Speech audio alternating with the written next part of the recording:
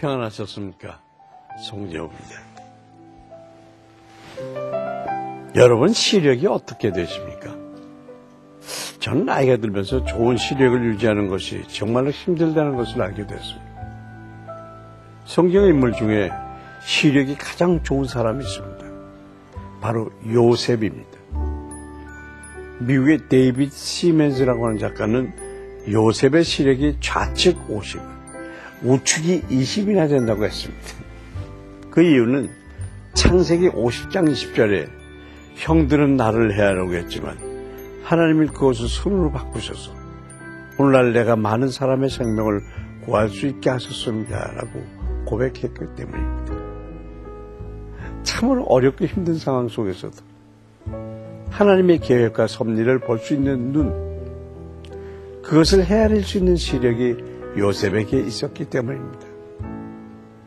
형들이 나를 노예로 팔지 않았더라면, 보디발의 아내의 말을 들었더라면, 하나님이 나를 잊어버리지 않았더라면, 이렇게 원망하고 상황을 탓하지 않고 요셉은 자신의 인생에서 신실하게 일하시는 하나님의 모습을 볼 수 있었던 것입니다.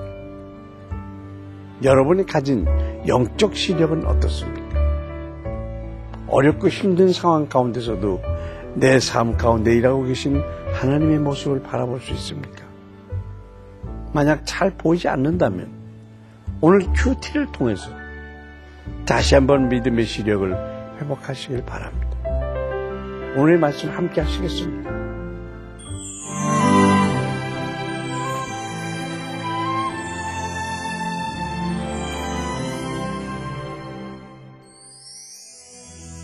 오늘 보실 말씀은 사도행전 7장 9절부터 17절까지입니다. 여러 조상이 요셉을 시기하여 애굽에 팔았더니 하나님이 그와 함께 계셔 그 모든 환난에서 건져내사 애굽 왕 바로 앞에서 은총과 지혜를 주시매 바로가 그를 애굽과 자기 온 집의 통치자로 세웠느니라. 그때에 애굽과 가나안 온 땅에 흉년이 들어 큰 환난이 있을세 우리 조상들이 양식이 없는지라. 야곱이 애굽에 곡식했다는 말을 듣고 먼저 우리 조상들을 보내고 또 재차 보내매 요셉이 자기 형제들에게 알려지게 되고 또 요셉의 친족이 바로에게 드러나게 되니라. 요셉이 사람을 보내어 그의 아버지 야곱과 온 친족 75사람을 청하였더니 야곱이 애굽으로 내려가 자기와 우리 조상들이 거기서 죽고 세겜으로 옮겨져 아브라함이 세겜 하몰의 자손에게서 은으로 값주고 산 무덤에 장사되니라. 아브라함에게 주셨던 언약은 요셉을 통해 점점 현실로 나타나게 됩니다. 그를 통해 네 자손이 땅의 티끌처럼 되리라. 복의 근원이 되리라 하는 말씀이 이루어지기 때문입니다. 하지만 이 과정에서 이스라엘의 조상들이 한 일이란 요셉을 시기해서 애굽에 판 것밖에 없었습니다. 지금 스데반이 요셉의 얘기를 하고 있는 이유는 이스라엘 역사 가운데 메시아를 이해하기 위해서 도움이 되는 인물이기 때문입니다. 요셉은 형제들의 시기 때문에 은 20에 애굽으로 팔렸습니다. 하지만 하나님은 그를 높여 애굽을 다스리는 자리에 앉히시고 큰 환난에서 이스라엘을 건지는 구원자로 삼으셨습니다. 또 애굽의 곡식을 사러 온 요셉의 형제들은 처음에는 요셉인 줄 눈치채지 못하다가 나중에야 알아보게 됐습니다. 이 모든 것은 유대인들에 의해서 팔리시고 무시당하신 구세주 예수의 모습을 나타내는 것입니다. 우리의 모습은 어떻습니까? 시기와 질투 때문에 요셉을 팔아버린 형들처럼 예수의 마음을 저버리고 있지 않습니까?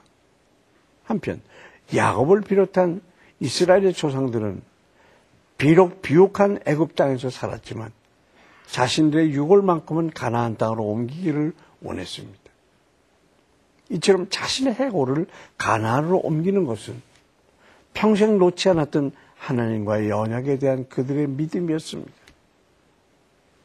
그들은 가나안 땅에서 발붙일 만큼의 땅도 갖고 있지 못했지만 언젠가는 반드시 하나님의 약속대로 그 땅을 유업으로 받을 것을 확신했던 것입니다.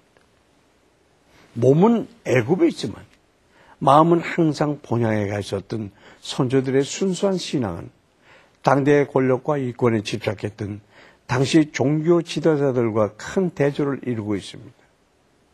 이처럼 야곱은 하나님이 주신 영원한 기업, 본향을 평생 마음에 품고 있었습니다. 우리는 어떻습니까?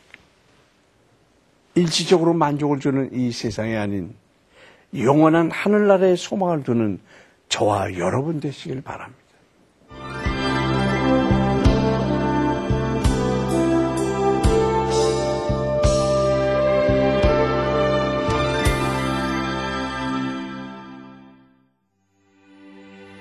사랑과 은혜가 풍성하신 하나님 아버지, 오늘도 우리에게 새 힘을 주시고 주님의 말씀을 주셔서 감사합니다. 요셉과 야곱에게 주신 것처럼 우리에게도 흔들리지 않는 믿음을 허락해 주시고 어려운 위기와 고난 가운데서도 하나님의 섭리를 바라볼 수 있는 은혜를 더하여 주시옵소서.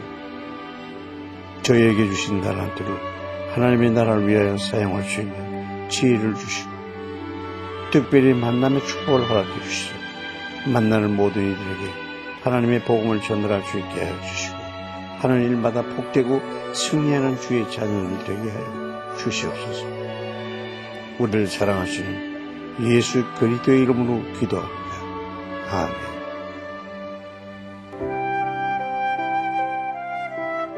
세상에서 가장 가난한 종족 캄보디아 솜라이족은 메콩강 서쪽의 밀림 오지에서 원시인처럼 살고 있습니다. 이들은 믹타라는 우상을 섬기고 있는데 만약 법을 어기면 무당을 통해서 제물을 바쳐야 합니다. 그래야 가족의 생계를 유지하는 생강을 더 많이 캘 수 있다고 믿기 때문이죠.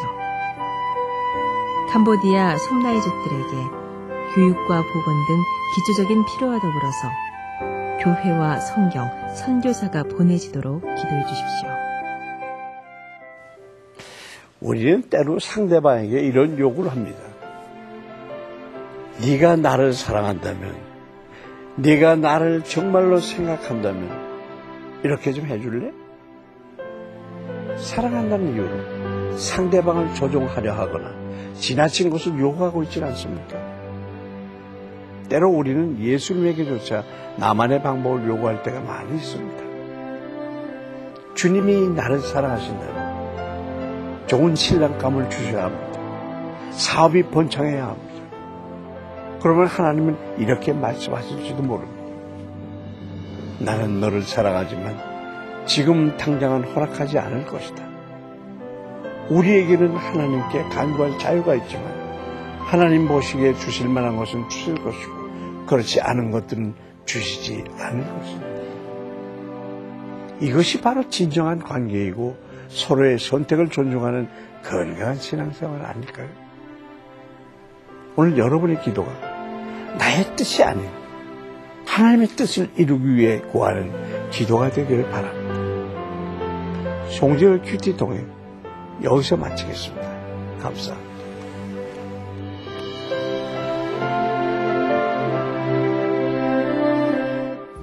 이 프로그램에는 GTM에서 큐티 교재 GT를, 책으로 만나는 성지 순례 답사기 바이블 루트를, 리브가에서 마늘 참치를, 수아영에서 기초 화장품을 협찬해 주셨습니다.